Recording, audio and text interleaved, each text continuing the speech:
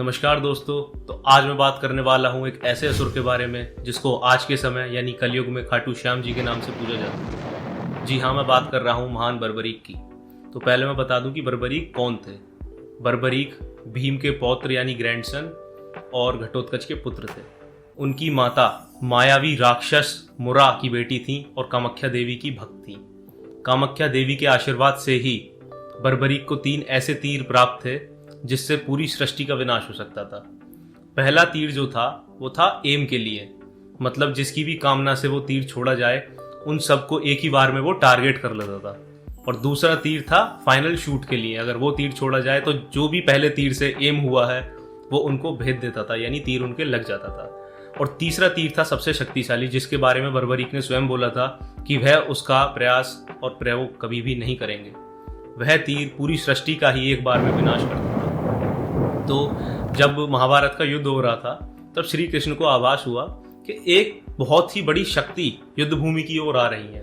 तो उन्होंने ब्राह्मण रूप धारण किया और वहां पे गए और देखा कि बर्बरीक थे। वो उन्हें देखते ही पहचान गए। उनसे पूछा कि आप कौन हो, कहाँ जा रहे हो। तो उन्होंने बताया कि मैं बर्बरीक हूँ, घटोत्कच का पुत्र, और मैं युद्ध लड़ने जा रहा हूँ। तो उन्होंने बोला कि आपके तरकश में तो बस 3 ही तीर है, इससे कैसे युद्ध लड़ोगे। तो उन्होंने तीनों तीरों के बारे में बताया।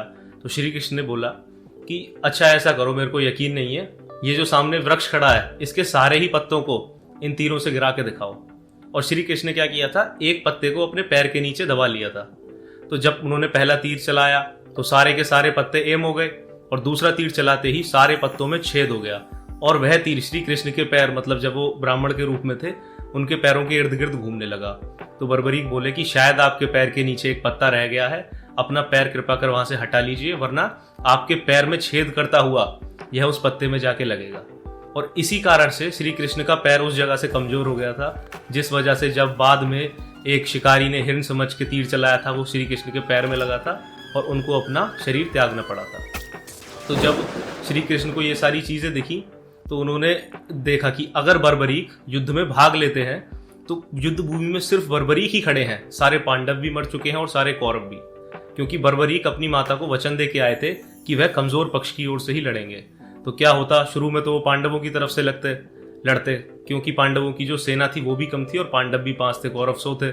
लेकिन जैसे ही वो पहली बार अपने तीरों का प्रयोग करते, कौरव सेना एक साथ ही कमजोर पड़ जाती और वो कौरवों की तरफ से लड़ते, और अंत में वही रह जाते, सारे पांडव भी मर जाते और सारे कौरव भी।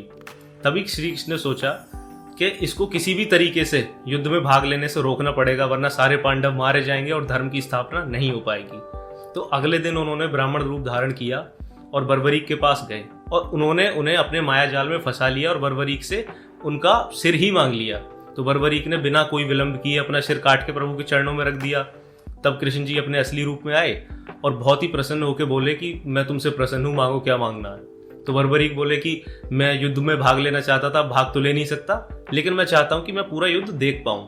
तो उनका जो कटा हुआ सिर था उसको नीचे से श्री कृष्ण ने क्या किया, अमृत में रवा दिया और एक पहाड़ की चोटी पे जाके रख दिया, जिससे उन्हें युद्ध भूमि पूरी दिखती रहे और पूरा युद्ध वहां से दिखता रहे। तो जब महाभारत का युद्ध खत्म हो गया था, समाप्त हो गया था, तब जो कौरवों की माँ थी गांधारी, वो बर्बरीक के पास पहुंची।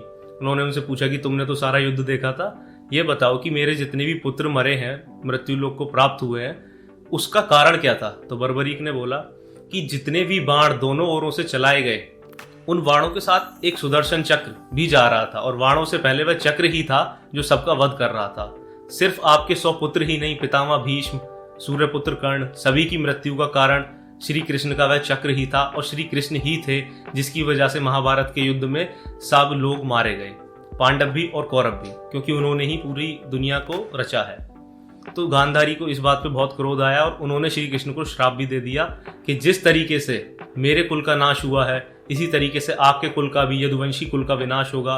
और बाद में जाके जब श्री कृष्ण ने अपना शरीर त्यागा था, इसी वजह से उनकी पूरी नगरी जलमग्न हो गई थी। तो श्री कृष्ण ने ना बर्बरीक को पुनः जीवित कर दिया, लेकिन वह तो पूरा सृष्टि का जो मूल अर्थ है वो जान चुके थे कि हम सब क्यों पैदा हो रहे हैं, क्यों हमारा जन्म हो रहा है, क्यों मृत्यु हो रही है।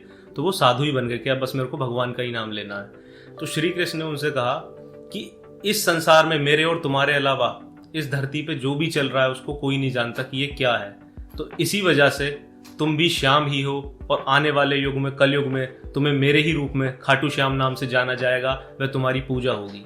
तो ये थी कहानी महान बर्बरीक की। और अगर ये जानकारी आपको अच्छी लगी हो तो मेरे चैनल को सब्सक्राइब करें और कमेंट में ज़रूर लिखें। जय श्री श्याम।